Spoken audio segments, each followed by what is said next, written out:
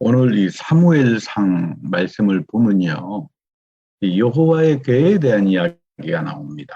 블레셋 사람들에게 빼앗겼어요. 그래서 이 사람들이 섬기는 다곤 신전이라고 하는데 두었는데, 뭐 아침에 보니까 뭐 다곤 우상이 아주 날벼락이 났습니다. 여호와의 괴로 인해서 이 블레셋 사람들에게 뭐 재앙이 내립니다.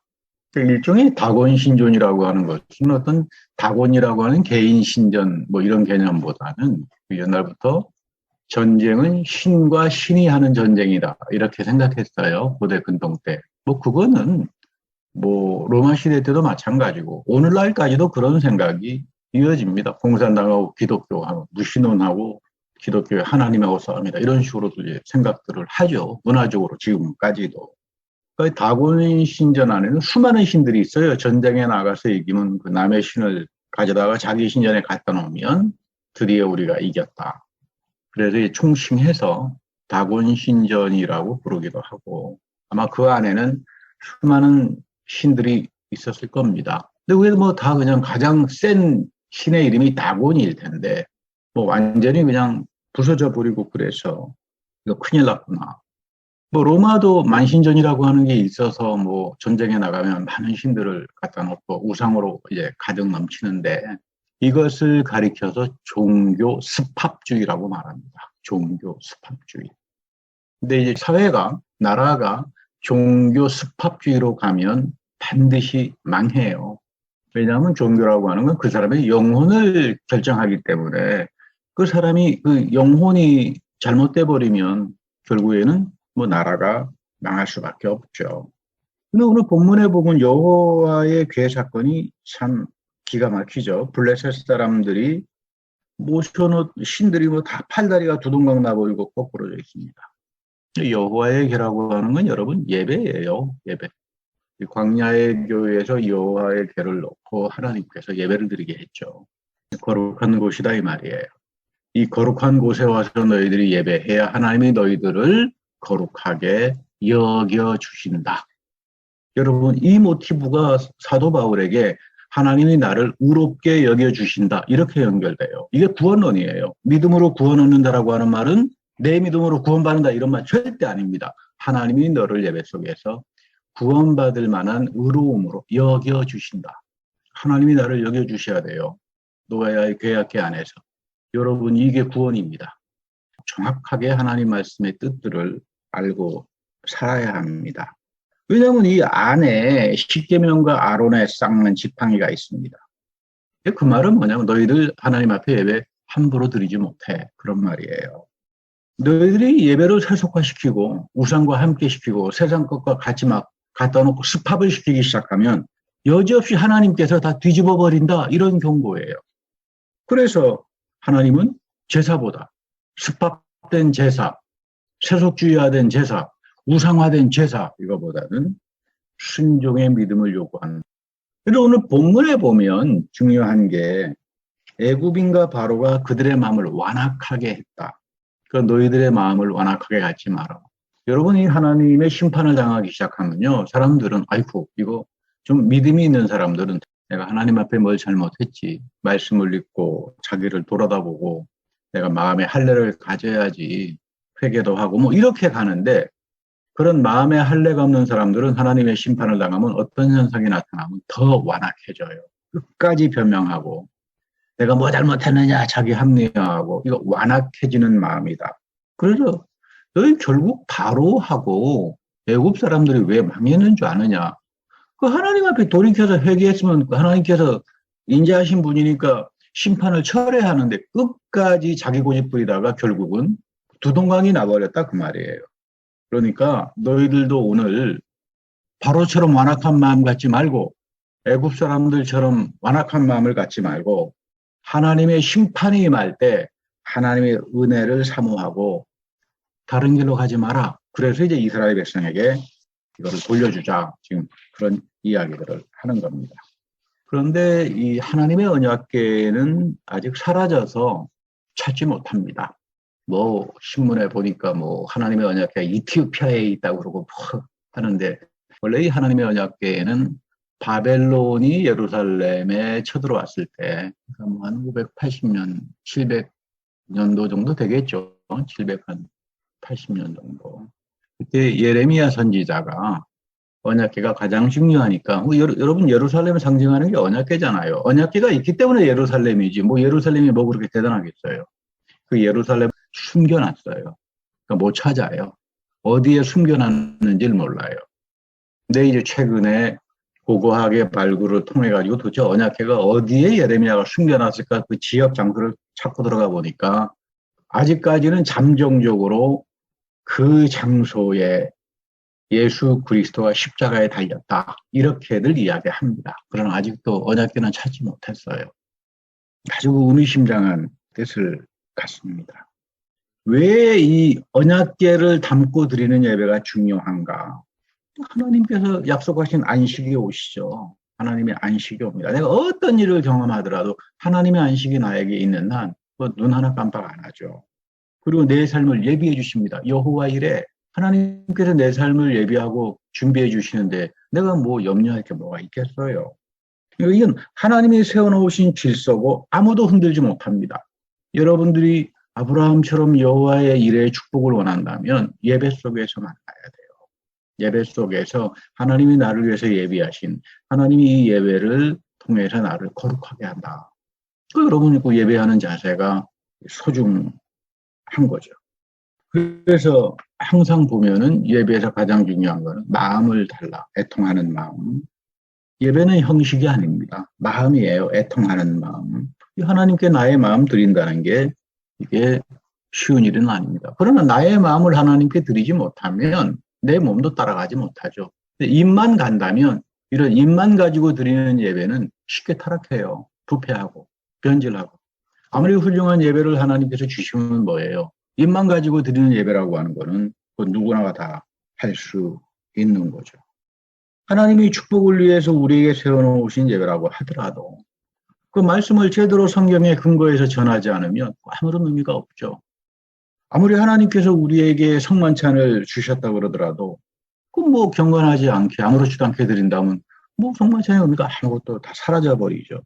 그토록 이 영적 태도가 굉장히 중요한 겁니다. 그래서 우리 예수님도 항상 신령과 진정으로 예배에 임하라. 그 속에 이 노아의 언약궤를 통한 하나님의 축복이 이어간다. 이게 참 신비한 거예요. 이 하나님의 언약궤 속에는 뭐가 담겨져 있나 하면 십계명하고 아론의 쌍난 지팡이예요. 그러니까 이 언약궤의 상징은 모세의 시내산 계약이에요. 이 모세의 시내산 계약이 오늘 누구를 통해서 이어지나 하면 하나님의 어린 양 예수 그리스도를 통해서 이어진다는 그런 굉장히 중요한 의미를 갖습니다. 나는 뭐 똑같은 예배를 드리는데 저 사람은 복을 받는데 나는 왜 이렇게 복을 못 받지? 그럼 내가 하나님 앞에서 자기를 돌이켜 봐야 합니다. 어떤 유튜브에 보니까 참 깜짝 놀랐습니다. 아니 뭐 까짓거 내가 말씀 좀 빗나갈 수도 있지. 나중에 하나님께서 너 왜 말씀을 너 멋대로 전했어 그럼. 아유 하나님 배째세요 그러면 되지. 그랬더니 막 사람들이 박수치고 웃고 그러더라고요. 여러분 이건 교인들은 깔깔거리면서 박수를 치고 목사는 어떻게 저런 일을 함부로 저렇게 하는가. 여러분 하나님께서 오래 참으세요. 오래 참고 인자하신 분이지만 때라고 하는 말이 여러분 나오죠. 성경에. 때. 굉장히 중요한 단어입니다. 카이로스. 하나님께서 심판의 저울을 담을 때까지 오래 참고 계시다가 때. 하나님의 심판의 때예요. 카이로스. 그때는 아무도 피해가지 못합니다. 그래서 우리 성경에 보면 너희들 구원받을 만한 때에 하나님을 찾으라 이런 말 하잖아요. 구원받을 때. 이 때를 잊어버리면 그 다음에는 어디 가서 백날 아이고 하나님 주여 손을 벌리고 난리를 쳐봐야 하나님은 그때는 심판의 때는 숨어 계세요. 이게 이사야의 그리고 사도 바울에게 굉장히 중요하게 내려오는 사상입니다. 때. 지금이 여러분 구원받을 때예요. 왜냐하면 하나님의 심판이 시작하는 때이기 때문에 우리의 예배와 하나님께서 예배를 통해서 언약의 궤를 통해서 그리고 마지막 요한계시록까지 주가 베풀어 가시는 그 예비하심과 그 축복을 사모하면서 살아야 합니다. 우리가 잘 아는 대로 솔로몬은 하나님께서 복을 구하라고 했을 때 지혜를 구했습니다. 지혜라고 하는 거 굉장히 중요합니다. 특별히 우리 지난 시간에 다니엘에 대해서 묵시에 대해서 이야기했습니다만 묵시는 예언을 한 cấp 더 넘어갑니다. 그러니까 이거는 묵시를 하는 사람은 지혜로운 자라 그래요. 그래서 우리 다니엘서 읽어보면 예언자라고 부르지 않고 지혜로운 자라 이렇게 말합니다. 물론 이제 묵시가 하고 예언가 하고 이제 서로 겹치는 내용도 있지만 이 묵시가 쪽에서는 이 예언은 기도하면서 성령 하나님의 영을 통해서 이 장차 되어질 일들을 이제 봤지만 묵시는 천사하고 대화를 해요. 하늘의 세계가 열립니다. 뭐 에스겔처럼. 그러니까 에스겔은 예언가면서도 동시에 묵시가죠. 특히 다니엘이 어려운 이유는 천사가 와서 무슨 대화를 하니까 그거 얼마나 어렵겠어요. 천사하고 다니엘이 이야기하면서 다니엘도 아이고 내가 머리 아파가지고 이해를 잘 못했다 하는 정도인데 저희 같은 목사들이야 그 다니엘서 읽으면 더 헷갈리죠. 아이고 진짜 이거 왜 이렇게 어려울까?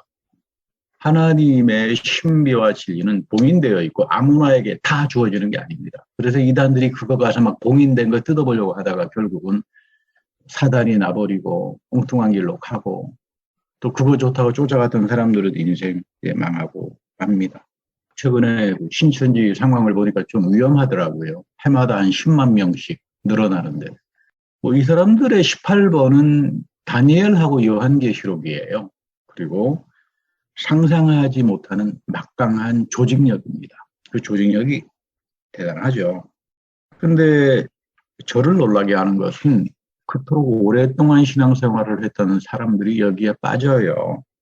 그리고 인터뷰하는 걸 보니까 자기는 기존 교회 20년간 다녔는데 성경 교재나 배웠지 성경을 이렇게 직접 풀어주는 데는 찾아본 적이 없다. 그래서 자기는 신천지가 너무 좋다. 많은 생각을 하게 됩니다. 아, 말씀을 떠나니까 이단이 나오는구나.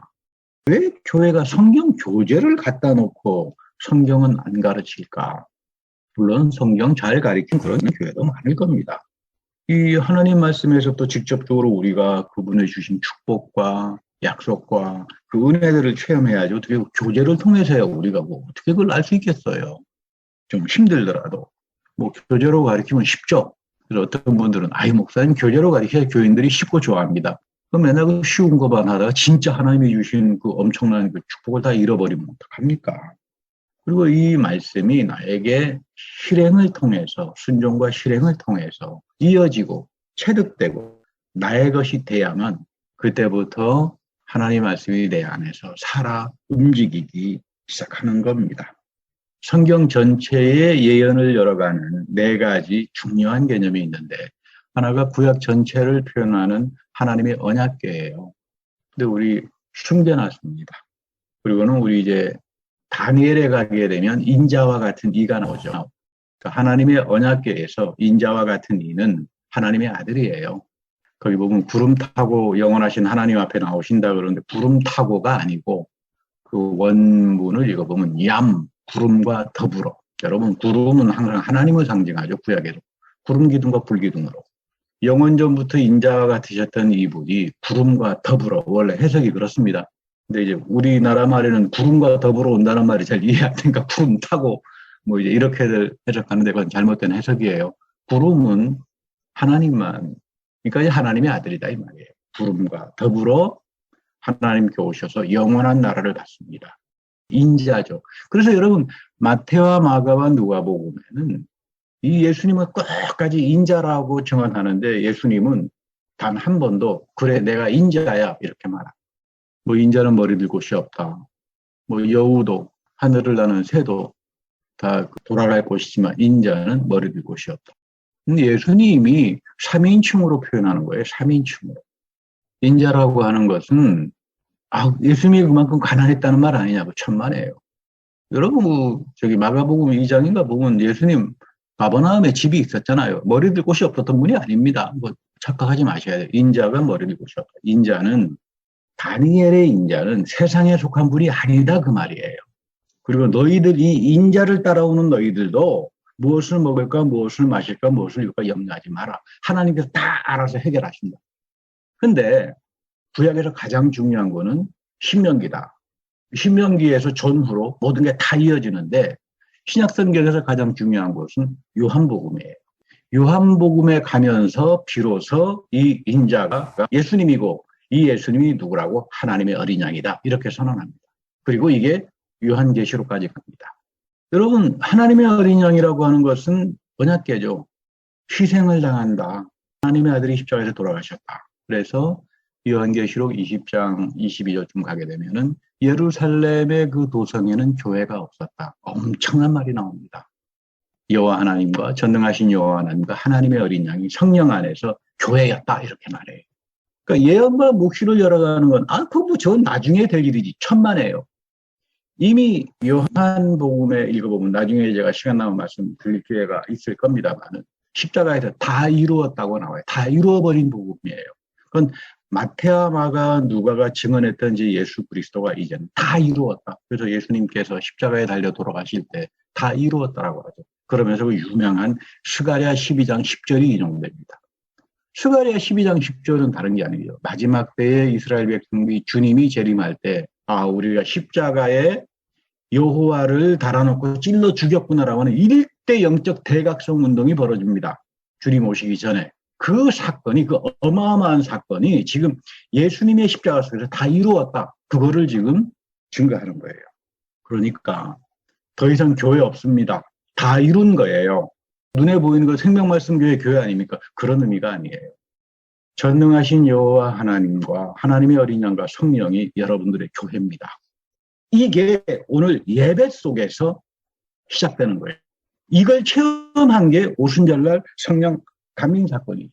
오순절날 성령 강림의 사건이 벌어지면서 여기서 다시 말하면 언약궤를 통해서 하나님의 어린 양의 그 놀라운 다 이루어짐이라고 하는 신령한 축복이 사람들에게 내렸고 그 성령의 임재를 통해서 성만찬이 말씀의 선포가 예배 속에 들어오기 시작하는 거예요.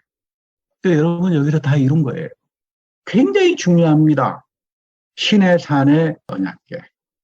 신명기에 다 담겨져 있죠. 이것이 다니엘의 인자. 그리고 마태, 마가, 누가는 목숨을 걸어놓고 이 예수 그리스도가 인자시다. 그러나 이 공간복음에서는 3인칭으로만 표현됩니다. 그리고 요한복음에서 완성이다. 다 이루었다. 그리고 이 하나님의 어린 양이 다 이루었다. 요한계시록 맨 마지막에 교회는 이제 사람의 건물이랄지 무슨 예루살렘 성전이랄지 이런 게 아니라 전능하신 여호와 하나님과 하나님의 어린 양과 성령이 교회다. 그게 이루어진 사건이 오순절날 성령 임재의 사건이고 오늘 우리에게 말씀과 성만찬으로 오는 거예요. 여러분 이거 꽉 붙들고 있어야 돼요. 이 영적인 의미를 알지 못하면 교회가 주는 축복을 알지 못해요. 그러니까 여러분 이상한 이단 지파랄지 잘못된 쪽으로 다 빠져버리게 되는 겁니다. 오늘 마태복음 5장 11절과 12절은 아주 중요합니다.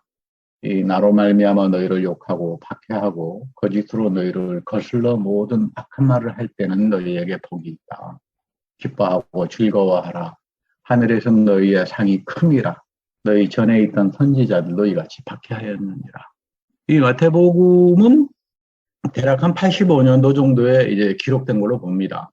그런데 지금 이 산상수훈은 85년도에 기록된 게 아니라 바로 40년도에서 가장 예수님이 살아계실 때 근접한 데서 기록된 말씀이에요. 그러니까 예수님이 살아계시면서 그 전했던 말씀을 어록이라 그래가지고 담아놓습니다. 40년도 정도. 그러니까 어떤 면에서 보면 예수님 어록이다 그래서 가장 먼저 기록된 어록일 수 있어요. 그거를 마태가 히브리어로 번역을 해가지고 갖고 있던 거를 이제 마태복음에 이제 갖다 놓은 거예요. 85년도에. 그러니까 이 산상수훈이 우리 누가복음에도 나타납니다만은 굉장히 중요하죠. 이거 예수님이 직접 자기 제자들에게 주신 축복이다. 우리도 그 예수님이 직접 하신 축복을 뭐 사도 바울도 축복을 이야기하고 뭐 요한복음에서도 축복을 이야기하지만 예수님이 직접 한 축복을 우리가 받아야 되지 않겠어요? 여러분 이 예수님이 우리에게 직접 하신 복을 받아야 돼요. 근데 예수님께서 뭐라고 하나 하면 너희에게 복이 있는 것은 뭐 너희를 욕도 하겠고 박해도 하겠고 거짓으로 너희를 거슬러서 악한 말도 할 거다. 그러니까 내가 예수님 때문에 박해를 받아봤나? 내가 예수님 때문에 어려움을 경험해 봤나? 참 이렇게 되면 저도 부끄러워요, 목사로서. 내가 무슨 예수님을 위하여 뭐 헌신하다가 이렇게 힘든 일이 있었나? 그 별로 없거든요. 그렇게 보내면 사도 바울이 나는 정말 태양에서 한 대, 50대에다 한 대를 감한 태양 5번씩이나 당했다, 예수님 때문에. 참, 그래, 사도 바울 같은 분이 이런 엄청난 복을 받는구나.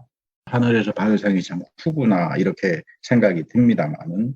꽤 중요한 것은 쭉 산상수훈을 읽어보면 예수님은 이렇게 되면 복이 있어라기보단 복된 사람은 이런 사람이다. 이렇게 표현합니다. 복된 사람은 이런 사람이야. 그러니까 이미 복을 받은 사람을 이야기해요. 하나님 앞에 복을 받은 복된 사람은, 그러니까 내가 어떻게 부자로 살지, 내가 어떻게 하면 세상에 나가서 출세를 하지, 뭐 이런 경영 방식 이야기를 안 합니다. 뭐 정치와 경제와 인간관계를 어떻게 대하지 이런 말이 아니에요. 복된 사람은 마음이 가난하다. 복된 사람은 마음이 가난하다. 여러분 마음이 가난합니까? 마음이 가난하다라고 하는 걸 성경에서는 겸손이라고 표현하죠. 마음이 가난하다라고 하는 말은 다른 말로 말하면 마음의 할례를 가진 사람들이에요. 늘 어떤 일에 하나님 말씀 앞에서 찔림을 경험하는 사람들이에요.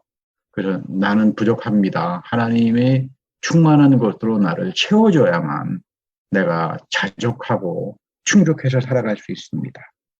내 마음에 영이 가난한 사람, 마음이 가난한 사람으로 살아갈 수 있을 때 진정한 하늘의 복이 여러분들에게 임한다. 그런 뜻이에요.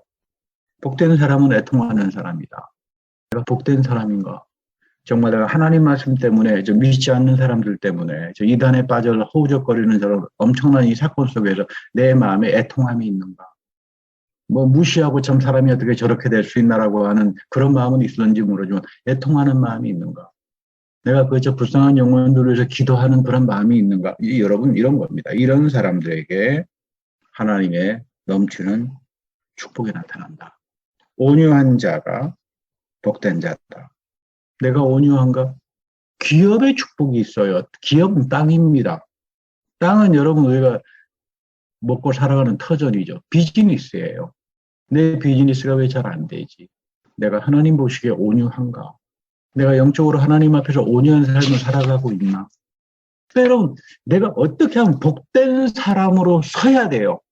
아니, 하나님, 이 비즈니스 잘 되면 내가 뭐, 크게 뭐, 헌금도 많이 하겠고, 뭐, 이렇게, 우리는 무슨 어떤 기부 앤 테이크식으로, 하나님 이번에 이것만 살려주면 내가 하나님 앞에 이렇게 하겠습니다. 그래서 하나님께서 살려주시면 그렇게 합니까? 저희 경험에도 보면 하나님께서 살려주시니까 다 잊어버리더라고요. 하나님은 그렇게 만홀리 여김을 당하지 않으세요. 내가 하나님 앞에서 복된 사람으로 살아야 되겠다. 내 마음이 가난한가? 내가 하나님 앞에서 온유한가? 내가 참 어리석은 형제들 때문에 애통하는 마음이 있는가? 이런 쪽에 하나님이 기업도 부어주시는 거고 하나님 나라가 임재하는 거기도 하고 그렇게 해서 놀라운 축복으로 가는 겁니다. 그러니까 하나님은 우리를 축복하실 때에 나를 먼저 하나님의 마음에 합한 자로 만들어 놓고 시작하신다. 이거 꼭 기억해야 돼요. 하나님은 아브라함을 축복하실 때 먼저 뭘 했습니까? 아브라함이 주여 나에게 좀 나타나 주십시오. 그랬던 나와 언약 맺어 주십시오. 이런 말 한 적 없습니다. 하나님이 먼저 아브라함에게 와서 언약을 주고 너 이것대로 지키면서 살아라. 그러면서 내가 너를 내 마음에 합당한 자로 만들어 간다. 이게 복입니다. 똑같아요. 여러분들에게도 하나님께서 복을 내리실 때 있죠. 하나님이 먼저 예배 속에서 여러분들을 거룩하게 하고 성만찬을 통해서 하나님의 이 언약계에 신령한 것들을 이어주시고 하나님께서 여러분들을 거룩하게 만들어가면서 복을 주시는 겁니다. 다윗도 마찬가지죠. 너는 너의 마음에 합한 자다. 다윗은 가장 마음이 가난한 사람으로 살았어요. 이 마음의 할례를 가지고 살았던 사람들이죠. 마음의 할례를 가지니까 온유할 수밖에 없죠. 자기 것을 주장하지 않습니다. 나는 하나님의 것으로 채워주셔야만. 그래서 여러분 이런 거는 바울도 그대로예요. 터무니없는 말로 비난을 당했습니다. 많은 일로 박해를 받아봤지만 바울에게는 하늘의 천복이 있었죠. 산상수훈의 축복인 천복이 바울의 삶을 꽉 채우고 있었죠. 내가 모든 것을 다 가졌다. 내가 사는 건 내가 아니라 그리스도 인자가 사신다. 내 안에. 이런 겁니다. 영적이라고 하는 말은 성서에서 그저 단순히 심리적인 걸 말하지 않습니다. 하나님은 끊임없이 이스라엘 백성들에게 너의 마음을 나에게 달라 이렇게 말합니다. 마음을 달라라고 하는 말은 뭐냐 하면 다른 게 아니에요. 복된 사람으로 살아가자. 내 마음에 합한 자로 살기 위해서는 너의 마음을 나에게 주어라 한다. 몸과 마음과 영을 다해서 하나님 말씀에 순종하고 쉐마 이스라엘이죠. 신의 산에서 주신 모세의 그 계약의 언약궤에 순종하고 그리고 인자 예수 그리스도의 그 놀라운 축복이 하나님의 어린 양으로 나타납니다. 십자가에서 죽으셔서 오늘 그 모든 축복을 담아서 이어주는 현장이 성만찬이에요. 여러분 이 성만찬 소중하게 생각해야 합니다. 오늘 현대 교회가 너무나 세속화가 되어서 성만찬을 너무나 우습게 생각하고 이런 경향들이 있는데 물론 이제 잘 지키는 교회도 있을 겁니다만은 여러분 로마 시대 때 교회가 박해를 받은 게 무엇 때문에 받았어요? 성만찬 때문에 받은 거예요. 근데 그 하나님의 어린 양 속에 왜 그들은 그토록 예배를 신령하고 진정으로 예배를 드렸을까? 여기에 놀라운 사건 두 가지가 담겨져 있어요. 전능하신 하나님 여호와와 하나님의 어린 양이 우리의 성전입니다. 이 예배 속에서 그 사건이 벌어질 때 사도 바울은 두 가지를 봅니다. 하나는 새 언약이 우리의 것이 된다. 여러분 죄라고 하는 것은 예수님 시대에는 율법하고 관계가 돼요. 율법을 지키지 못하면 죄가 되잖아요. 그래서 이 율법에 빗나가 버리면 죄인 취급당하잖아요. 그래서 예수님 주변에 죄인들이 많이 있었죠. 그래서 예수님이 너 죄를 사했다 그 말은 뭐냐면 회복시킵니다. 물론 율법이라고 하는 건 소중한 거지만 죄를 지으면 저주를 당하니까 그렇게 해서 바리새파들이 막 정죄하고 막 이렇게 했을 때 그렇게 하지 마라. 내가 이들을 용서해서 다시 하나님의 말씀대로 살도록 회복해주는 역사를 해요. 근데 이제 바울은 한 걸음 더 나갑니다. 자기가 회심을 해서 보니까 이게 지금 아담에서부터 예수 그리스도다. 아담과 그리스도의 동력론이라고 말하죠. 여러분 아담의 죄가 우리에게 이어지잖아요. 그래서 하나님께서 출애굽기 34장에 죄가 3대째 이어진다. 그러면 여러분 이건 진짜 저주죠. 난 아무런 잘못도 안 했는데 내 할아버지 때부터의 그 저주가 나에게 이어진다. 죄 때문에 또 나의 죄 때문에 나의 저주가 3대째까지 이어진다. 그러면 여러분 이거 세상 살맛 안 납니다. 이거를 없애시는 게 예수 그리스도 하나님의 어린 양의 십자가예요. 그래서 바울이 단순히 이게 무슨 율법 지켜서 안 지켜고의 제약이 아니라 우주적인 사건입니다. 죄사함이라고 하는 이 우주적 사건. 우리가 하나님의 어린 양인 예수 그리스도에게 오셔서 예배에 참석하고 성만찬에 임재할 때 하나님은 끊임없이 우리의 삶을 죄들을 제거하시고 용서하시고 회복해 하시고 새롭게 하면서 하나님의 거룩한 백성으로 여겨주신다. 그러니까 여러분 이거 붙들고 살아야 돼요. 지금 우리의 예배 속에 전능하신 여호와 하나님과 하나님의 어린 양이 성전이 되어주시는 거예요. 여러분들의 성전이 바로 성령을 통해서 이 주님이 장차뿐만 아니라 하늘의 예배가 장차 내가 죽어서 이런 말이 하죠. 오늘 이 자리에서 시작된다 이 말이에요. 이거 붙들어야 돼요. 이단이 멸망하는 이유는 이거 붙들지 못해서 망하는 거예요. 기성교회가 때로는 안타깝게 하나님 앞에 심판을 당하는 이유도 예배의 속에 담겨져 있는 그 신령한 예언, 묵시, 하나님의 어린 양, 요한계시록까지 이어지는 그 신령한 축복. 여기에 다시 말하면 성령이 임재에 들어오는 거고 여기에 예수님이 말씀하신 산상수훈의 축복이 천복이 이어지는 거예요. 이것을 여러분 사모할 줄 알아야 됩니다. 이걸 붙들 줄 알아야 됩니다. 그리고 여러분 교회를 거룩하게 만들어가는 것은 여러분들 자신이에요. 여러분들 한 사람 한 사람이 세속주의자가 됐 물론 밖에 나가서 세상적으로 살겠지만 이 예배 시간만큼 내가 하나님이 나를 거룩하게 여겨주시는 시간이다. 나의 신령함은 뭐고 나의 진정함은 뭐냐. 내가 하나님 앞에 복된 자로 먼저 예배 속에 서야 한다. 내 마음은 가난한가? 내 마음속에는 애통함이 있는가? 이런 자세를 가지고 하나님 앞에 설 때 여러분들 속에 이 하나님의 교회, 전능하신 하나님과 예수 그리스도 성령의 요 순전한 성령의 임재의 그 역사가 여러분들에게도 그대로 이어지는 겁니다. 그런 귀한 축복에 거하는 여러분들의 인생 그리고 생명 말씀 교회가 되기를 축복합니다.